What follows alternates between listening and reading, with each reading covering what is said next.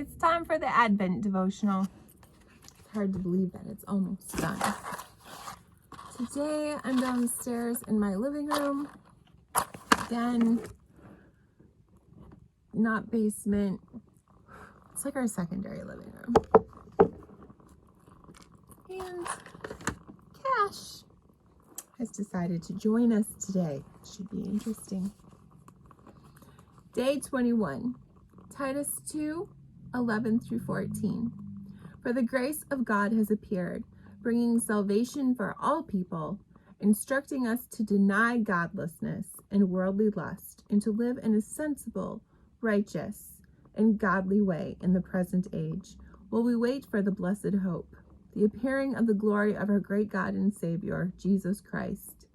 He gave himself for us to redeem us from all lawlessness, and to cleanse for himself a people for his own profession, eager to do good works. Titus 2:11 through 14.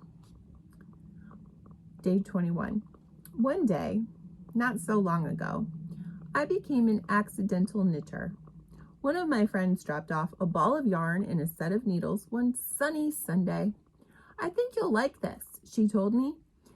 And then she left for an across-the-country journey with her family, and I was left sitting in front of my fireplace trying to watch YouTube videos of how to knit. I didn't think I'd ever catch on. But then I did, and I found I loved knitting. That Christmas, I decided to knit some gifts for Christmas. It was going to be the most practical and heartfelt Christmas ever, I thought, and I got right to work figuring out the things I would make. I was ecstatic for Christmas to arrive. On Christmas Eve night, I was in the kitchen, stirring something on the stove for dinner, a big ball of yarn in my apron pocket. Between each round of stirring, I was trying to finish a pair of socks for my dad. I did get them finished before he opened them on Christmas morning, but also my fingers were literally blistered. I didn't even know that could happen from knitting needles. After that Christmas, I made a declaration I would never knit a Christmas gift again. I've never stuck with that declaration. My dad wore his forest green elf socks, as he called them.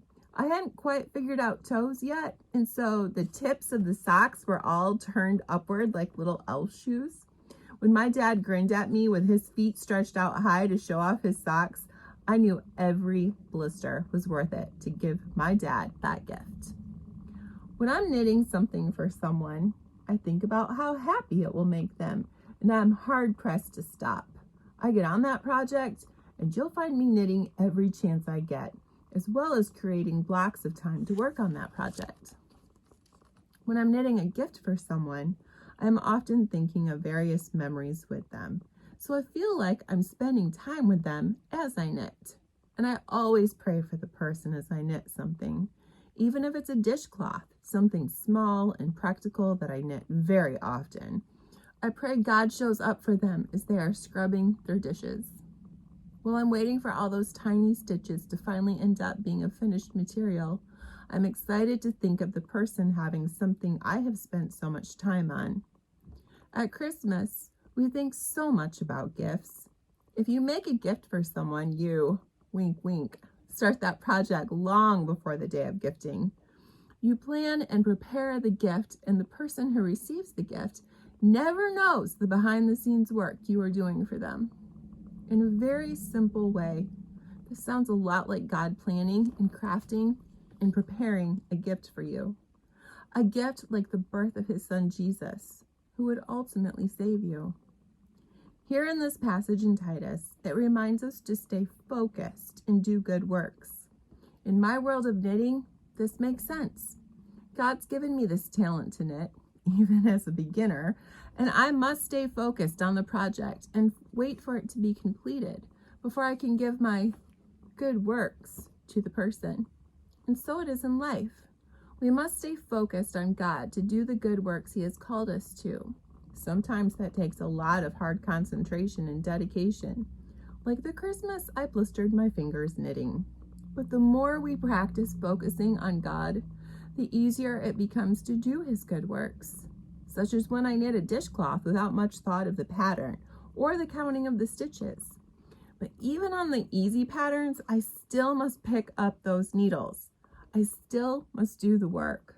I still must wait for one stitch to turn to 40 stitches to know I've reached the halfway point in the pattern. Just so, we must stay focused and do the work as we wait for the return of the Savior. God, as we wait to see your return, help us to stay focused to do the good works you have gifted us with for the benefit of those around us. And that is day 22. And Cash was good.